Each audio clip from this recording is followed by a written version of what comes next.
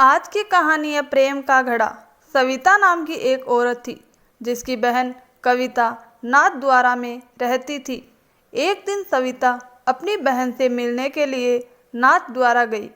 सविता काफ़ी पैसे वाली औरत थी, लेकिन उसकी बहन कविता ज़्यादा अमीर नहीं थी, पर दिल से बहुत अमीर थी। कविता का पति मिट्टी के घड़े बनाने का काम करता था। कई सालों बाद सविता अपनी बहन से मिलकर बहुत खुश हुई, लेकिन उसके मन में पैसों का घमंड भी था। वह कविता के घर की चीज़ों में छोटी छोटी बातें निकालकर उसकी आलोचना करती रहती थी, लेकिन कविता बस मुस्कुराकर कहती, नाथ जी की इच्छा। कविता ने अपनी तरफ से बहन की सेवा में कोई कमी नहीं छोड़ी। उसे पूरे नाथद्वारा के मंदिरों के दर्शन कराए और उनकी महिमा बताई। दर्शन करके सविता को अच्छा तो लगा, लेकिन उसका ध्यान इन चीज़ों में ज़्यादा नहीं था। कुछ दिन बाद सविता ने कहा, बहन, अब बहुत दिन हो गए, अब मुझे अपने घर लौटना चाहिए। कविता थोड़ी उदास हो गई, बोली, कुछ दिन और रुक जा बहन। सविता बोली, नहीं, अब और नहीं रुक सकती।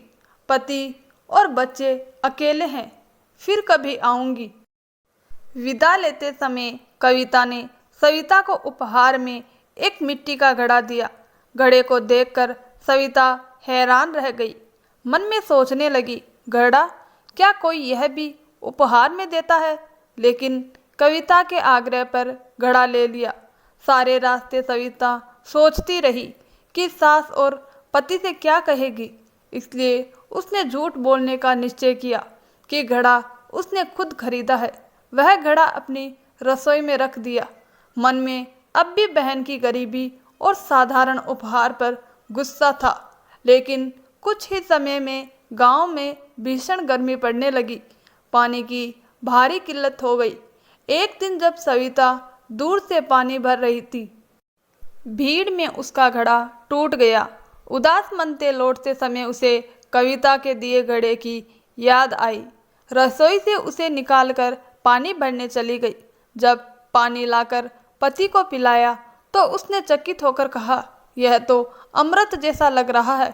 उस दिन उस जल से बनी दाल चावल की खुशबू पूरे गांव में फैल गई। लोग खींचे चले आए।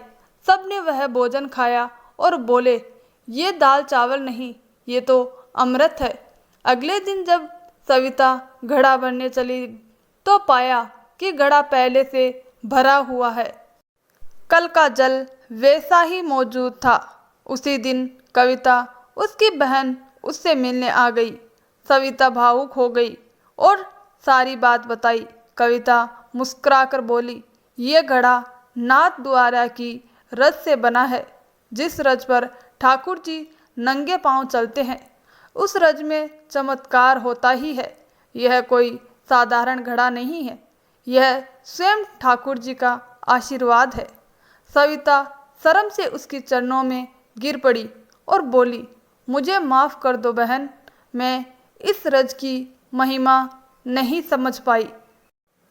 कविता ने उसे उठाकर गले लगाया और कहा, नाथ जी बहुत ही करुणामय है।